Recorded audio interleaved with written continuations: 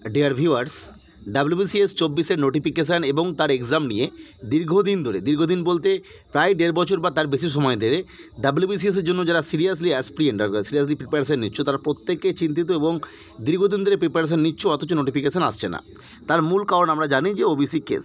সেই OBC case কিন্তু আজ পর্যন্ত মেটেনি, বা এর পরবর্তী সময়ে কী হতে চলেছে সেটাও কিন্তু কারোর পক্ষে বলা সম্ভব নয়।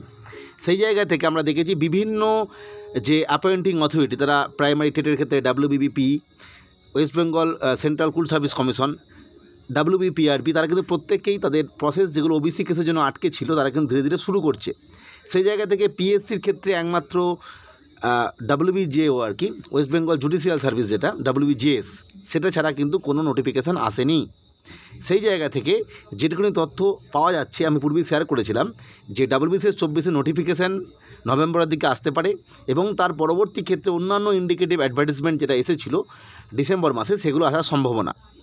সেই জায়গা থেকে একটা বিষয় খুব আজকের দিনে চর্চিত, সেটা যে যদি 24-এর নোটিফিকেশান নভেম্বর মাস অর্থাৎ নভেম্বর অনওয়ার্ডস আসে, সেক্ষেত্রে পিডি এক্সামের ডেট কবে হতো? পিডি এক্সাম আমাদের যে বিধানসভা নির্বাচন রয়েছে, টেট লেজিসলেটিভ ইলেকশন 2026, তার আগে না পরে প্রিলি পরীক্ষা হবে, অর্থাৎ তার আগে কি প্রিলি পরীক্ষা হওয়া সম্ভব?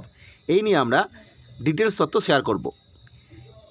কারণ বর্তমান সময়ে যে পরিস্থিতি সেটা অনুযায়ী যদি বিচার করি, তাহলে দেখব বর্তমানে বেশ কিছু পরীক্ষা, মানে ওয়েস্ট বেঙ্গলের রেসপেক্টে বেশ কিছু পরীক্ষা কিন্তু রয়ে গেছে।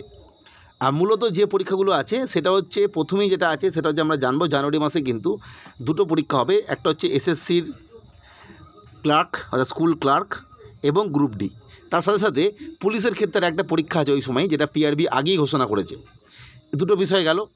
আর একটা বিষয় ইম্পর্টেন্ট, পরবর্তী ক্ষেত্রে ফেব্রুয়ারি মাসে প্রথম দিকটা মাধ্যমিক পরীক্ষা, এবং পরবর্তী ক্ষেত্রে ওল্ড এইচএস সিস্টেমের যে যারা স্টুডেন্ট তাদের ক্ষেত্রে পরীক্ষা আছে, সেটা এমপি এবং এইচএস, এই দুটো নিয়ে কিন্তু ফেব্রুয়ারি মাস চলে যাবে।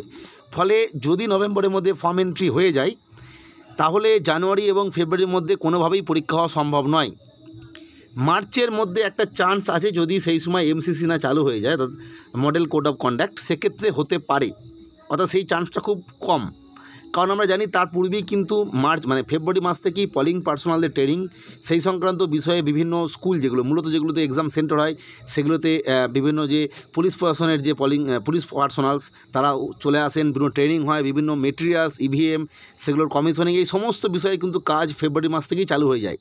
ফলে প্রত্যেকেই কিন্তু ওই বিষয়ে ব্যস্ত থাকেন, এবং পূর্বে আমরা সম্ভবত 2020 বা 21 সালের কোনো একটা ইলেকশনের সময় সেই পরীক্ষাটা কিন্তু প্রথমে ফেব্রুয়ারি মাসে হওয়ার কথা ছিল, সেটা পিছুতে কিন্তু ভোটের জন্য, যদি আমাদের মনে থাকে, সম্ভবত আগস্ট মাসের একটা সময়ে গিয়ে হয়েছিল। ফলে আমার যেটা মনে হচ্ছে, নভেম্বরের মাসে যে নোটিফিকেশান আসে, মার্চের একটা ক্ষীণ সম্ভাবনা আছে। মানে এটা আছে এই কারণেই বলছি, যেমন দীর্ঘদিন পরীক্ষা হয়নি, যদি পিএসসি চেষ্টা করে, তারা হয়তো মার্চে নিতে পারে। না হলে কিন্তু কোনোভাবেই ইলেকশনের আগে বা মার্চের আগে কোনো পরীক্ষা হওয়া সম্ভব নয়।